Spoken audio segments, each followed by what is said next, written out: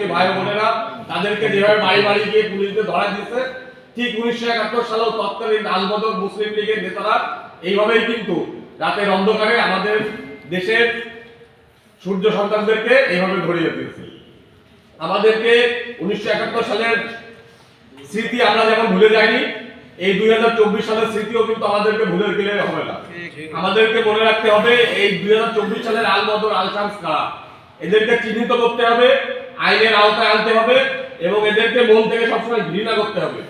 তারা যাতে বাংলাদেশের রাজনীতিতে আর কখনো পুনর্বাসিত না হয় সেদিকে আমাদেরকে সকলকে লক্ষ্য রাখতে হবে।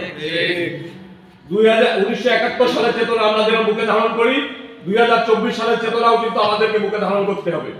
আমাদের ভবিষ্যৎ প্রজন্ম যারা 2024 দেখেনি তাদেরকেও কিন্তু 1971 সালের স্মৃতি, 1971 সালের ইতিহাস যেমন আমরা আমাদের বড় ভাইদের কাছ থেকে শুনেছি, বইতে পড়েছি, ঠিক একইভাবে 2024 এর ইতিহাসও কিন্তু আমাদের উত্তর সরি যারা তাদেরকে আমাদের জানাতে হবে। এবং আমাদের যে সকল শিক্ষকবৃন্দ এখন আছে যারা কাছ থেকে এই ইতিহাস দেখেছেন, আমরা আমাদের শিক্ষকবৃন্দদের কাছে আমার দাবি থাকবে যে 2024 সালের ইতিহাসও আপনারা বইয়ের পাতায় লিখবেন। সেই বইগুলো আমরা পড়বো, আমাদের উত্তরসূরিরা পড়বে এবং এই 1971 সালের মতো 2024 এর ইতিহাসও যাতে আগামী প্রজন্ম জানতে পারে সেই ব্যবস্থা কিন্তু আমাদের শিক্ষকবৃন্দকেই নিতে হবে।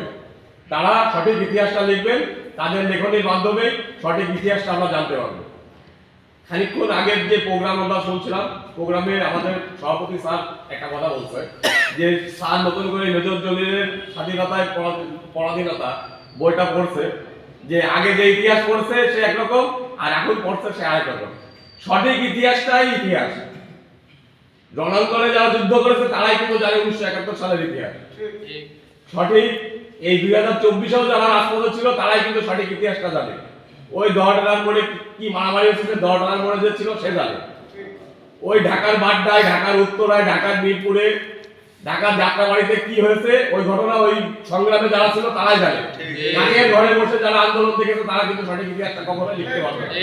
আমরা চাই যারা আন্দোলনে ছিল, আন্দোলনে অংশ নিয়েছে সেই সকল আমাদের শিক্ষকবৃন্দ, আমাদের বড় ভাইরা, আমাদের ছোট ভাইরা তাদের মরণশীলতা দিয়ে 2024 এর ইতিহাস লিখবে এবং আমাদের উত্তরসূরি যারা আসবে সামনে তারাও 2024 সালের ইতিহাস জানতে পারবে। এই আশা সেই সকল সব জায়গায় আমার ভাইরা যশোর জেলা ছাত্রদল থাকবে, সেই আশায় প্রত্যাশা রেখে আমি অসংক্ষিপ্ত বক্তব্য